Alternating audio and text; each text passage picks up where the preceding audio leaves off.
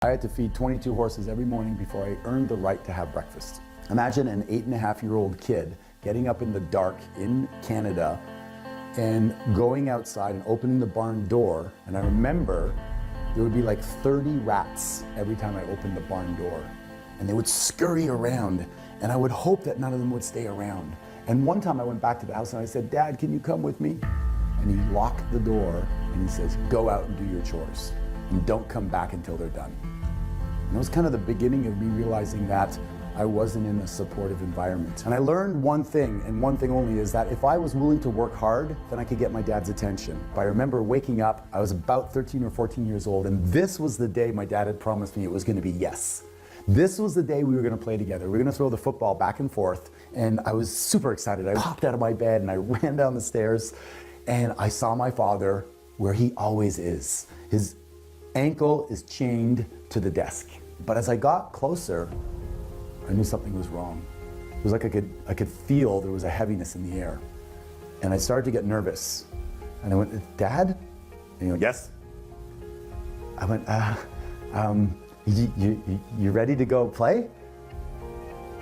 And the weirdest thing happened is he turned, he looked at me, and I felt myself shrinking down. And he stood up, and this shadow cast over me. And he goes, "Do you have any idea what it takes to put food on the table? Do you think that this roof just puts itself there? Money doesn't grow on trees, you know. One day you're gonna have to work hard for money. Now get out and play on your own before I put you to work." And I turned around and I walked out, and I never asked him again to play, ever. I don't have one memory of playing with my dad. Not one. The only way I connected with him was when he was working around the house doing a chore. I'd say, "Dad, can I help you?" And I'd hand him the nails, or I'd hold the measuring tape. It was the only way. Never once. He never came to my hockey games. He dropped me off in the car and stayed in the car. While all the other parents were tying their skates, I was there alone. I would try to score as many goals as I could so I could go in and tell him that I scored the winning goals. So he'd want to come and look, but he never did. I remember winning honors in school for academic achievement, looking out in the crowd, hoping to see my dad, but he was never there. So the only solace I had was to work hard. So I doubled down on that, and I worked hard, and I'd call him out to look at the task being done, and invariably it was never good enough. So I doubled down again and worked harder. It didn't feel good at the time, but in life, what you do, if you do what is easy, life will be difficult. But if you do what is difficult, life will be easy. I got the difficult part out front, and I got really good at it. By the time I was 14, I saved up enough money to get a scooter. By the time I was 16, I had my first car. By the time I was 17, I thought, you know what? I'm out of here. This sucks. I mean, I could go out and make 4 times the amount of money living on my own, even if I have to pay rent. I don't care. So I moved out. I drove a taxi. I did carpentry. I cut lawns. I washed windows. I did anything that was hard work because that's all I knew. And then my life changed. I got a call from my stepmom, and she said, "Your dad has cancer." So I jumped on a plane and I did everything I could. I took care of the house. He said to me he had some back taxes from Canada that were unpaid. I said, "Yes, I'll pay them for you." I did everything I possibly could. And I remember the day I had to leave to go back to take care of my family. I had a young son at the time, and I had nothing left. And I asked my dad, well, he was probably 98 pounds lying in the bed. And I said, "Dad, can you think of a time when I made you proud?" And I'm thinking to myself, my God, there's a whole bunch. I was almost a millionaire by that time. I had done so many things. I'd risen up, I'd opened a restaurant, I'd learned a new language, I'd done so many things. This was the time he was going to go, "Of course, son, let me read from a list." But instead, he said nothing that I can think of. And I don't know if it broke my spirit or if I thought I had hit rock bottom. I hit another layer, but when I got back home, actually, I was fired from my job. My marriage had fallen apart. I had no money left that I'd paid to support him, so I got evicted from my apartment, and I moved back with my mom at the age of 30.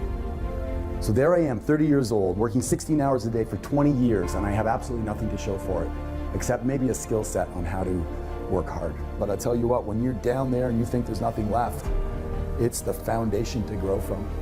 I thought, what am I going to do now?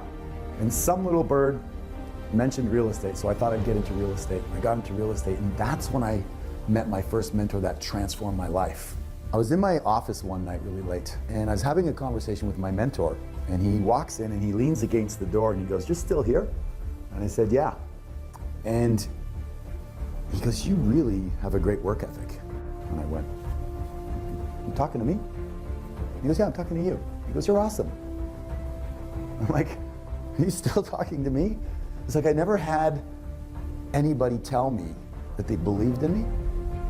My father certainly was always, "You could do better, you could do better, you could do better." Yeah, it drove me, but it didn't make me feel confident. And I doubted it at first. And we started to talk, and he goes, "Oh, so you've labeled yourself stupid, as a loser, and a skinny little kid." He goes, "How do you feel about that?" And I said, "I still feel that way." He says, "You're 30 years old." I go, "Yeah, I know, but I still felt that way inside." He says, "Okay, we're gonna change that. Who's an idol that you have?" I said, "Well, one of my favorite is like Clint Eastwood.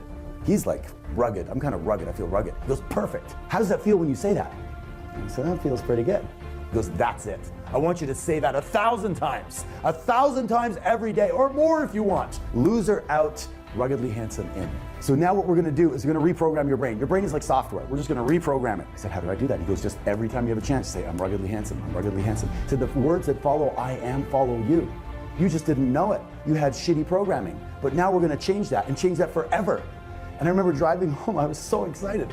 I was so excited because I could change my program. I didn't know it. I thought I was stuck that way my whole life. And all I had to do was have the energy to put it into changing the way I see myself. And it was, I just said it over. I remember screaming in the car, "I'm ruggedly handsome, ruggedly handsome, ruggedly handsome." I'd get up in the morning, I'd say it over and over and over again.